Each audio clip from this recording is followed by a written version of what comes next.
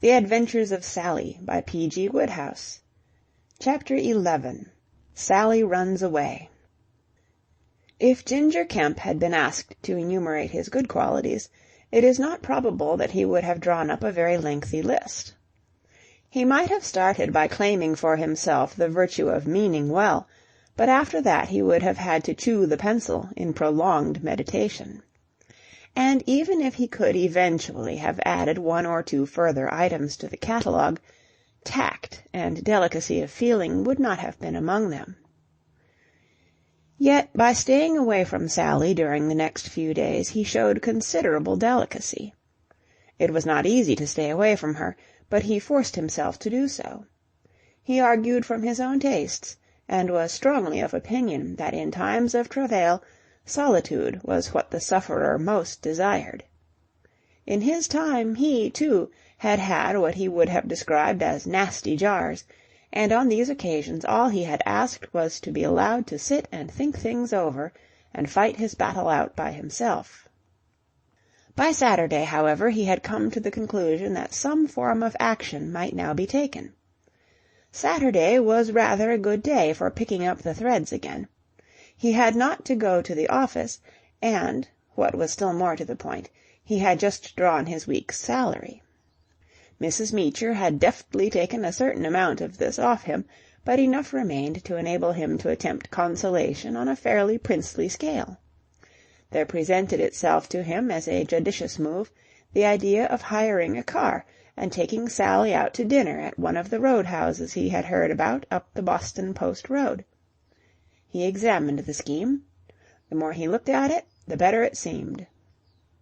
He was helped to this decision by the extraordinary perfection of the weather. The weather of late had been a revelation to Ginger. It was his first experience of America's Indian summer, and it had quite overcome him. As he stood on the roof of Mrs. Meacher's establishment on the Saturday morning, thrilled by the velvet wonder of the sunshine, it seemed to him that the only possible way of passing such a day was to take Sally for a ride in an open car.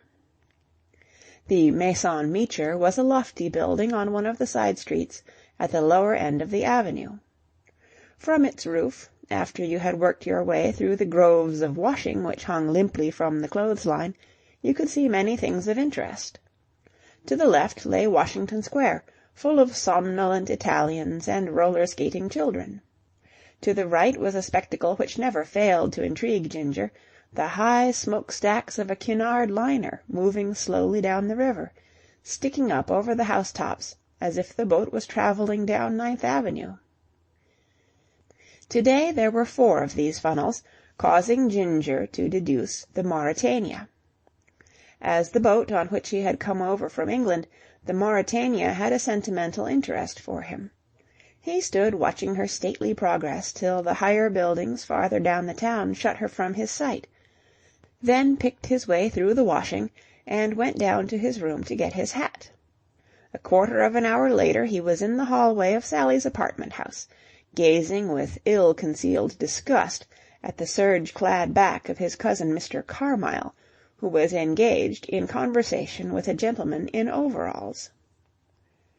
No carefree prospector, singing his way through the Mojave Desert, and suddenly finding himself confronted by a rattlesnake, could have experienced so abrupt a change of mood as did Ginger at this revolting spectacle.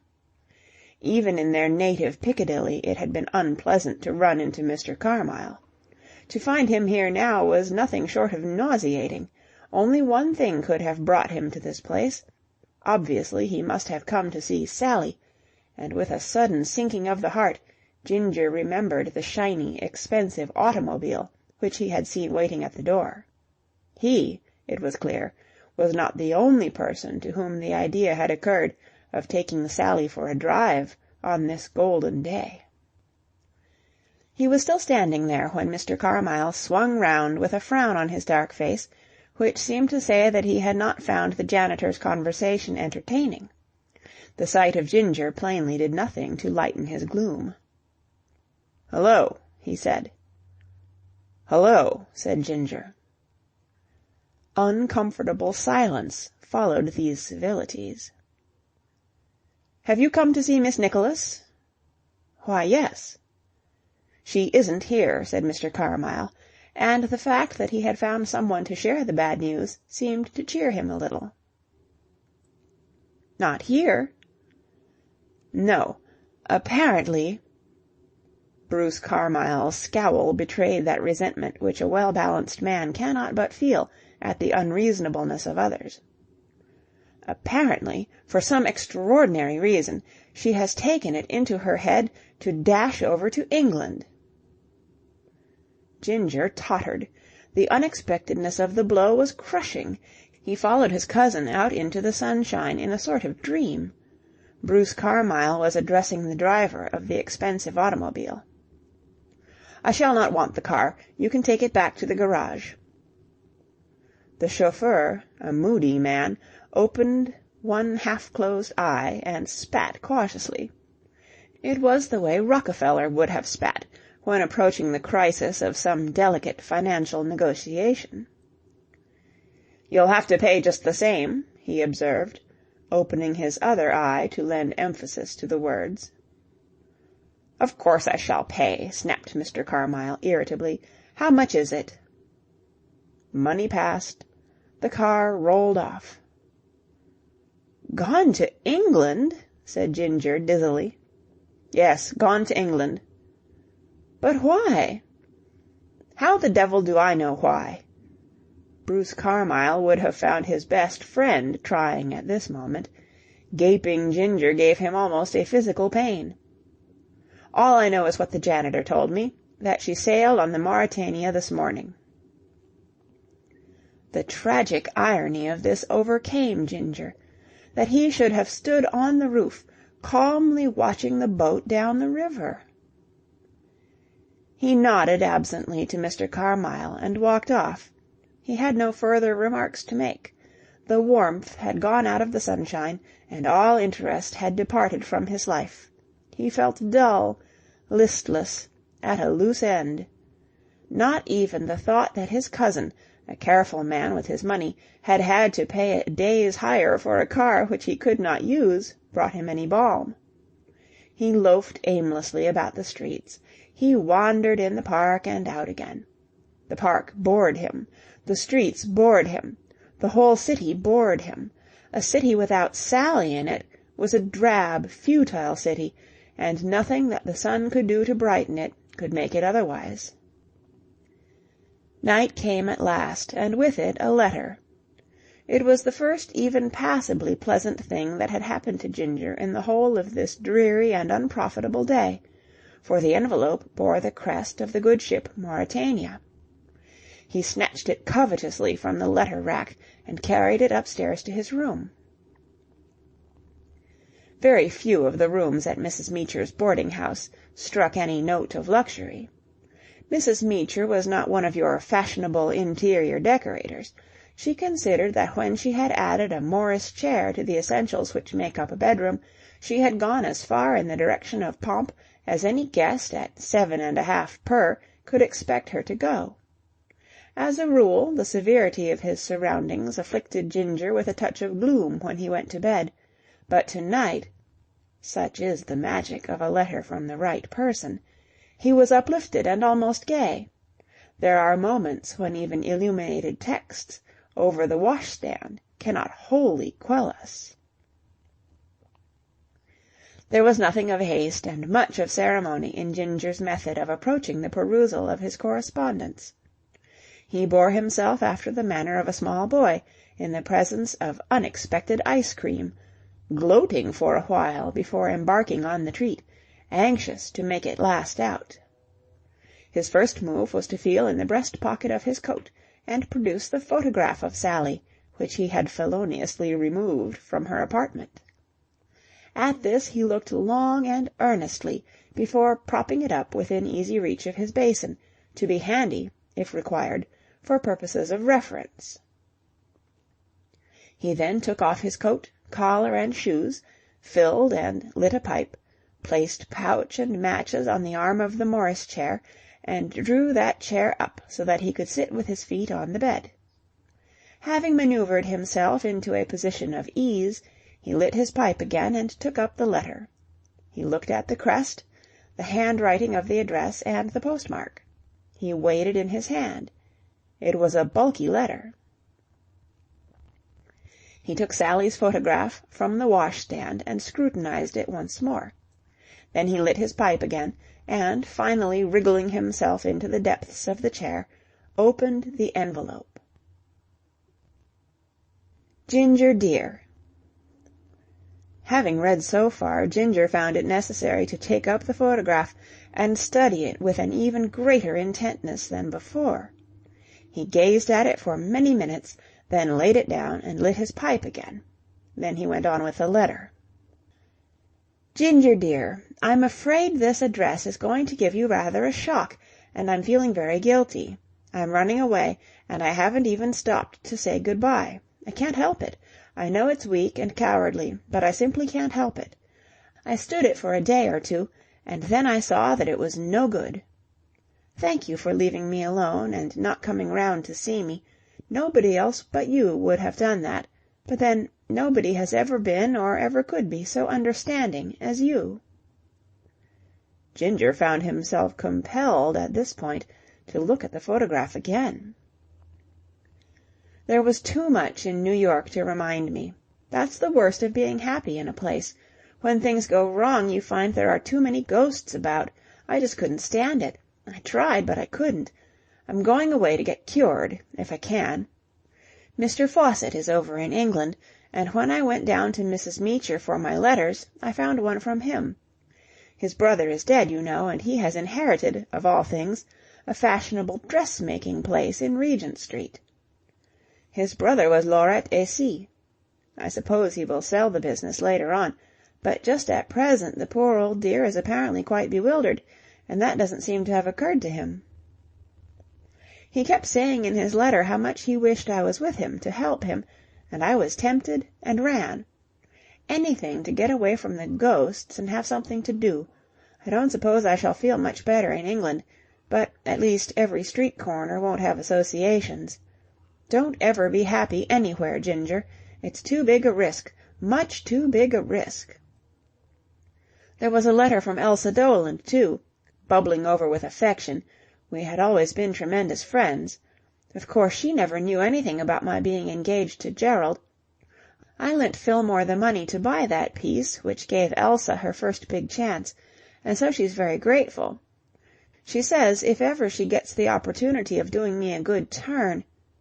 Aren't things muddled? And there was a letter from Gerald. I was expecting one, of course, but... What would you have done, Ginger? Would you have read it? I sat with it in front of me for an hour, I should think, just looking at the envelope, and then... You see, what was the use? I could guess exactly the sort of thing that would be in it, and reading it would only have hurt a lot more. The thing was done, so why bother about explanations? What good are explanations, anyway? They don't help. They don't do anything. I burned it, Ginger. The last letter I shall ever get from him. I made a bonfire on the bathroom floor, and it smouldered and went brown, and then flared a little, and every now and then I lit another match and kept it burning, and at last it was just black ashes and a stain on the tiles. Just a mess. Ginger, burn this letter, too. I'm pouring out all the poison to you, hoping it will make me feel better. You don't mind, do you? But I know you don't. If ever anybody had a real pal...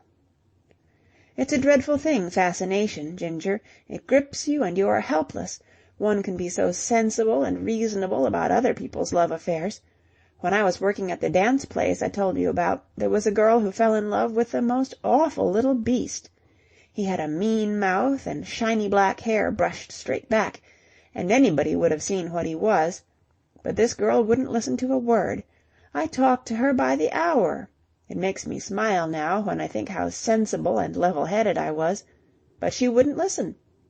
In some mysterious way, this was the man she wanted, and, of course, everything happened that one knew would happen. If one could manage one's own life as well as one can manage other people's... If all this wretched thing of mine had happened to some other girl, how beautifully I could have proved that it was the best thing that could have happened, and that a man who could behave as Gerald has done wasn't worth worrying about. I can just hear myself, But you see, whatever he has done, Gerald is still Gerald, and Sally is still Sally, and however much I argue, I can't get away from that. All I can do is to come howling to my red-headed pal, when I know just as well as he does that a girl of any spirit would be dignified, and keep her troubles to herself, and be much too proud to let anyone know that she was hurt. Proud, that's the real trouble, Ginger. My pride has been battered and chopped up and broken into as many pieces as you broke Mr. Scrimgeour's stick. What pitiful creatures we are. Girls, I mean. At least, I suppose a good many girls are like me. If Gerald had died and I had lost him that way, I know quite well I shouldn't be feeling as I do now. I should have been broken-hearted, but it wouldn't have been the same. It's my pride that is hurt. I have always been a bossy, cocksure little creature, swaggering about the world like an English sparrow, and now I'm paying for it. Oh, Ginger, I'm paying for it. I wonder if running away is going to do me any good at all. Perhaps if Mr. Fawcett has some real hard work for me to do. Of course, I know exactly how all this has come about. Elsa's pretty and attractive, but the point is that she is a success, and as a success she appeals to Gerald's weakest side. He worships success. She is going to have a marvellous career, and she can help Gerald on in his. He can write plays for her to star in. What have I to offer against that?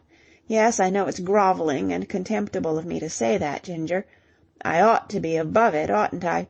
Talking as if I were competing for some prize. But I haven't any pride left. Oh, well. There, I've poured it all out, and I really do feel a little better just for the moment. It won't last, of course, but even a minute is something. Ginger, dear, I shan't see you for ever so long, even if we ever do meet again, but you'll try to remember that I'm thinking of you a whole lot, won't you? I feel responsible for you. You're my baby. You've got started now, and you've only to stick to it. Please, please, please don't make a hash of it. Good-bye. I never did find that photograph of me that we were looking for that afternoon in the apartment, or I would send it to you. Then you could have kept it on your mantelpiece, and whenever you felt inclined to make a hash of anything, I would have caught your eye sternly, and you would have pulled up. Good-bye, Ginger. I shall have to stop now. The mail is just closing. Always your pal, wherever I am. Sally. Ginger laid the letter down, and a little sound escaped him that was half a sigh, half an oath. He was wondering whether even now some desirable end might not be achieved by going to Chicago and breaking Gerald Foster's neck. Abandoning this scheme as impracticable, and not being able to think of anything else to do, he relit his pipe and started to read the letter again. End of chapter 11. Read on October 19th, 2008, in San Diego, California.